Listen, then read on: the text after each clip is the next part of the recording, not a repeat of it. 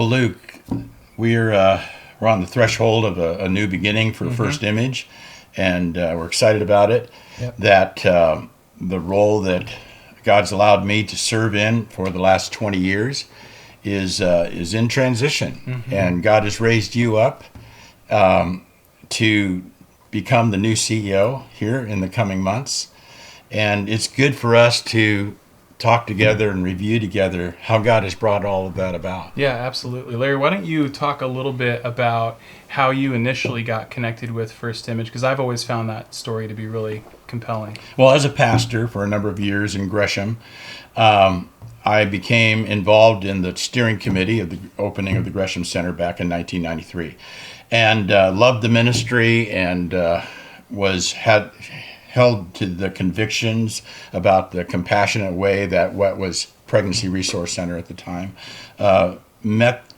the needs of women and their preborn babies and the men involved, and in a Christ-like, gospel-centered way. And so when I received the job posting about the opening of for the CEO position back in late 2000, I was honored to be asked, but I couldn't see how I fit into that or could rise to take that leadership. Specifically because the job talked about fundraising. That's for sure, yes. And that was an area that I've had to grow in a lot. And so, but in praying through it, I came to the strong conviction that the mission of what was Pregnancy Resource Centers and First Image now is one of the most strategic in the city. And that when First Image does its mission well, it enhances and raises the excellence of doing the gospel throughout the Christian community and in the community. And if we don't do it well, the whole work of the gospel suffers. And so as I was praying about that, I was asking God, the right person has to take this role. And then realized as I prayed, I said, but God, how could I be that person? Yeah. I'm not adequate for that. But God, help me, just you lead and put the right person in there. So when I got the call from the board chair asking me to take that position, I was just overwhelmed. And so for the last 20 years, there hasn't been a week gone by that I haven't been amazed that God allowed me to serve here. And I've had to grow and be transformed so much by the staff that we've had, by the board that we've had, by the people who support the mission and participate in the mission in prayer and in giving. And he's always led the right people here. And I'm so thankful that he's led you to be the next CEO. And I've seen that. I've seen God's hand in that throughout. So why don't you tell us a little bit from your perspective on how that's come about?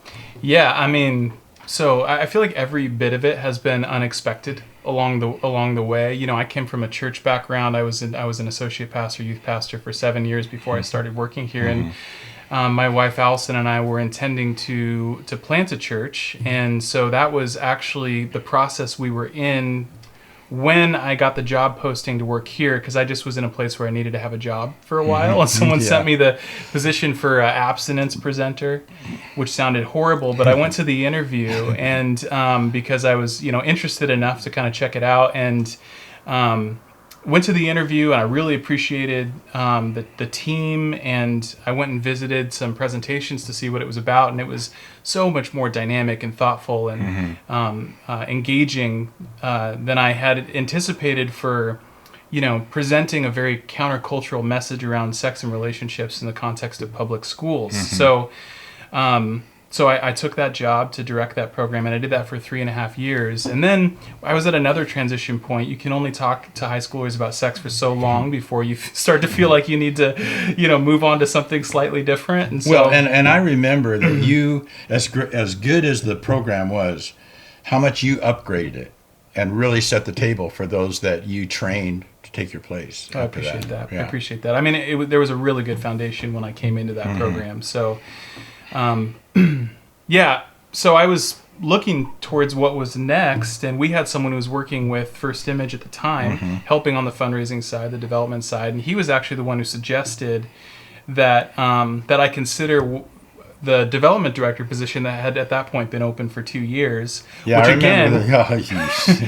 yeah, you were having to manage that during Oh, that boy. time. Yeah.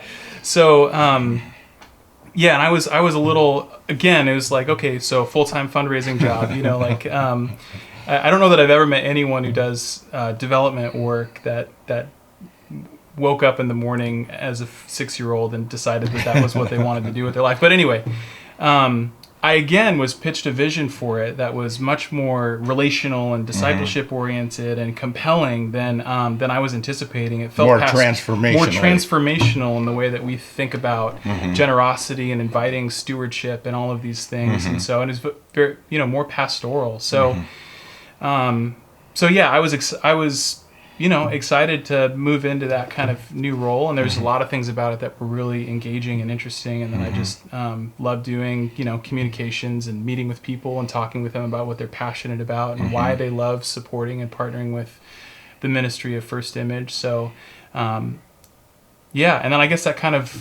so I did that for 7 years, and that kind of leads us to sort of to where we are now, which again was something we've been talking about for a while, but which I feel like in the last couple of years just solidified within me. This conviction around what we do at a deeper level, at a much deeper level, and a desire to do it, to work with and support our team at First Image in doing this incredible life-giving work for mothers, fathers, preborn children. So I'm really excited for this next season. Well, I am too, and through that process of your growing into the development director role, which I saw that you had become, I think, our most effective development director that I've ever worked with, and brought the heart of Christ, brought heart for the mission and for our ministry partners to that in a way that helped me also grow in that, which has been a constant process for me. And I saw you also bring the same kind of insight and wisdom and skill, commitment, innovation, and teachability to that role as you had with the reality director. And so saw those qualities in you. And so then when you went on to get your MBA in nonprofit management, what we saw over those 2 years of that process is you taking what you were learning, assimilating it, and then almost immediately applying it to our growth as a mission and helping to prepare us for the future, because the culture in this mission is changing so much. And I've seen this over 20 years. It's so challenging, culturally challenging, biblically challenging. And I saw you bring those things together. And so as we moved to the place where the board and myself, to some extent, moved to the place of saying, we need to have a succession plan. Well, you were the person that came to mind. And I also know that God was working in your heart too, in terms of as you, because you're younger and thinking about the longer term plans of how long, does God want me here or does he want me somewhere else, that God was working in your heart to orient you this way. What was going on with that? Yeah, absolutely. No, that's totally true. And I just want to say, Larry, that your particular leadership throughout that whole season was really critical in my development, and then also the way that my heart kind of became more deeply engaged and convicted around this particular work, because you are fantastic at creating an environment where people feel like they can grow, they can use the gifts that God's given them, and where they're challenged to also do that aligned completely with their faith in Jesus. And I think you also have really exampled that kind of consistent abiding in Christ. I tell people Larry has abide in Christ on his calendar at 5:30 every single morning, or 5. I think it's actually at 5 every single morning. You have abide in Christ on your calendar. And we all know that just isn't a calendar item that sits there, because that kind of thing wouldn't work for me, having the same thing on there every day. But but that is the life that you live and that you demonstrate and have fostered in this ministry over these last 20 years that you've been doing this work. And that's something I'm excited to continue and to carry on. So, so anyway, all that to say, there wouldn't have been, there wouldn't have been that kind of space for me to grow in the way that I did, I think, if you didn't lead the way that you do. So I just want to thank you for that. So Larry, I know a number of people are going to be wondering what's next for you. You're retiring from First Image, but as I tell people, Larry is not the sort of person who will retire. He will at some point be retired, but he will not himself retire. Probably work till you're 85 or 90 or whatever, you know. So what's this next season for you personally going to look like? Well, the board has asked me to continue to be available, kind of on call. You know, they still have my phone number and my email address, and so I'll be happy to do that. I've asked for that as well, not just the board. Yeah. And that'll be a privilege to serve as I'm able. I have also become the executive director of Oregon Pregnancy Centers Association, which is a statewide affiliation of the centers, the PRCs in the state. There's about 38 of them, and that's a part-time role, and that will continue, helping the centers both with integrity and unity as we serve together in the state, and then also exploring another ministry that we've been in dialogue with, and seeing if that's another place, and it really has an application again to continue to minister and be a witness around the truth that every person is created in the image of God. Yeah, that's great, Larry, and I'm really excited for what this next season looks like for you. I know that Jesus still has really good work that he wants to do in you and with you. So I'm excited to see how that all plays out. As this next season of First Image kind of begins, what are you excited about as you kind of step away a little bit? What are you excited about seeing happen at First Image in this coming season? Well, Luke, you and I have even over the last year and a half or so, as we've interacted about the strategic plan of how God would have us become even more effective and more fruitful in those that we're serving, and some of the areas that, like in the medical services and even the infrastructure of the ministry. We've been laying the groundwork for that all along. You've been really taking the lead in laying that groundwork.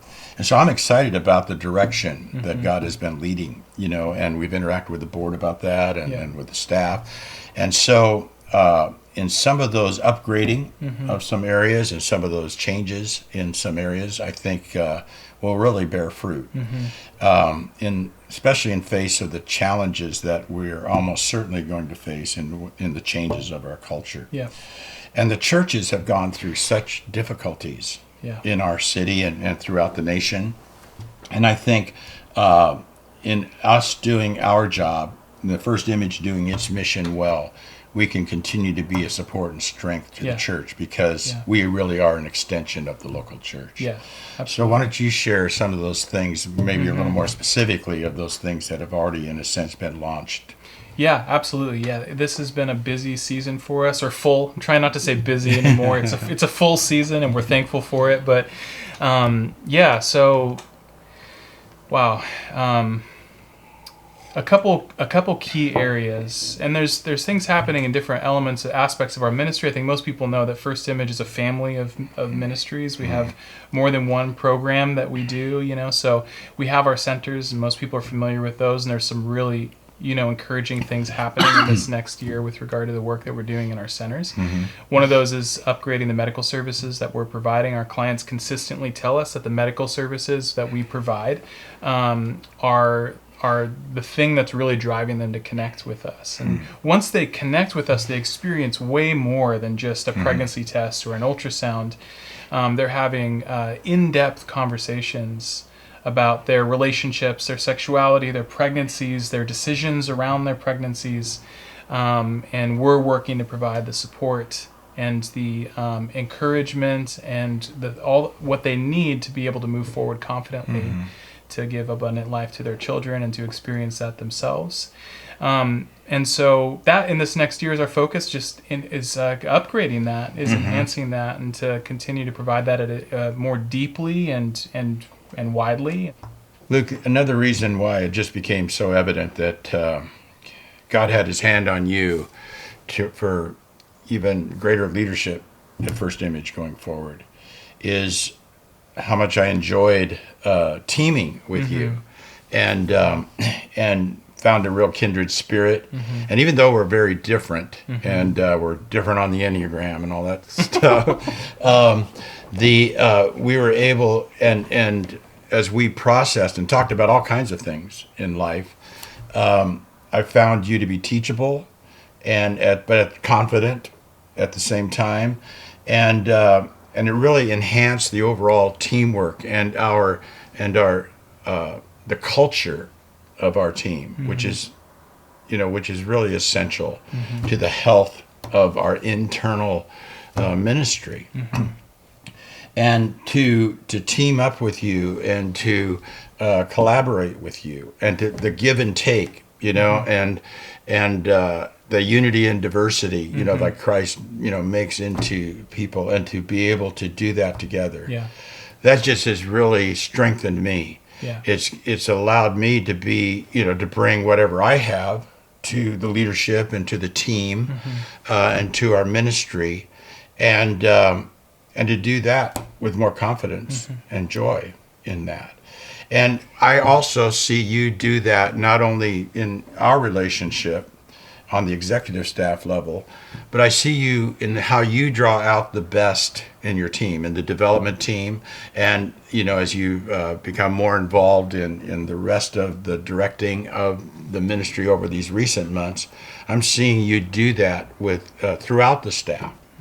And that is just a really crucial deepening and strengthening of the overall kind of healthy culture and teamwork that I think is essential for the mission of First Image. Well, Larry, you've really modeled that. I mean, you've created the kind of environment where that kind of give and take is welcome and invited, and you foster it in people, and it created an opportunity for me to grow, I think, in ways that I wouldn't have grown in many other places because of the way that you created that sort of environment. So I guess that's a right back at you. Yeah, for sure. And doing this together, I think our whole team has this culture where we talk really often, all the time, really, about these really complicated, challenging things that we are here to address. I think being at this intersection of culture, where we're kind of sitting at one of the most controversial issues that exists in our culture, and then wanting to do that in a way that's faithful to Jesus, his character, the fruit of the Spirit, and kind of lived out in active love towards people. That just means that we have to constantly be sharpened. And so I've just really appreciated that relationship that we've been able to have. Well, I think, what God has given us is really a trust and respect with each other, so that we're able to talk from and bring different perspectives and sometimes disagreements, because it's not about us. Yeah. It's about Christ and those that we're serving. And so we can, God's allowed us to get over ourselves enough. Yeah. Not that there aren't moments, but, to get over ourselves enough to say, no, it's the mission and it's outside of ourselves, which helps us to grow in Christ. Yeah. And to carry out the mission together. Absolutely. Yeah.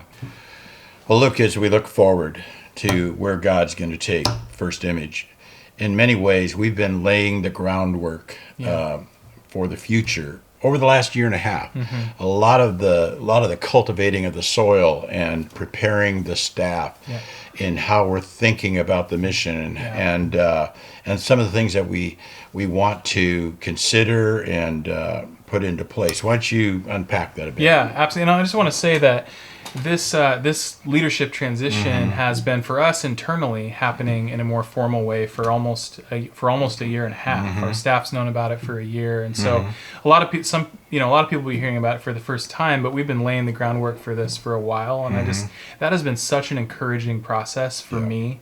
I think to be able to start to lay some groundwork for what's coming next, to build trust with our team, and to be able to do those things while you're still here. And that's really a testament also to who you are and the humility with which you lead, because these kinds of transitions we know don't always go awesome.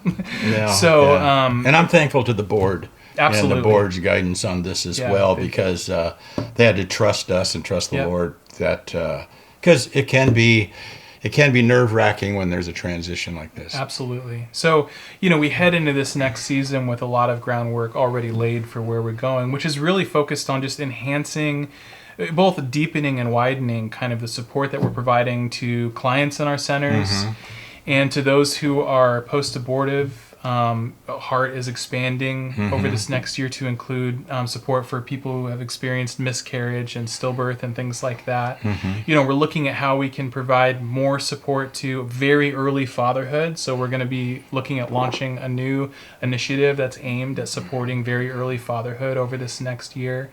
And then, just a lot of upgrades to things that are happening in our centers, really focused on enhancing the level of relationship and connection that our clients have with our staff. Because we know that really the secret sauce around what we do is the embodied work that our staff and volunteers are doing to demonstrate the character and the love, the nature of Jesus to the people who come into our centers. Because there are services we provide that they can get anywhere, but when they come to us, the experience is significantly different. Yeah, Larry, I'm really excited for this next season. I'm super thankful for the way that God has led me and the way He's led you and the way He's led us in our work together. I'm going to really miss that. I'm going to really miss the work that we've been doing together on a day-to-day basis. I know we'll stay connected, but there is a grief and a loss there. So I do feel that. But I know that you're going to be praying for me, and I'm going to be praying for you. And so I guess I just want to say thanks, Larry. Thank you for the work that you have done to steward this mission over the last 20 years. And looking forward to this next season. Thank you, Luke. Yeah.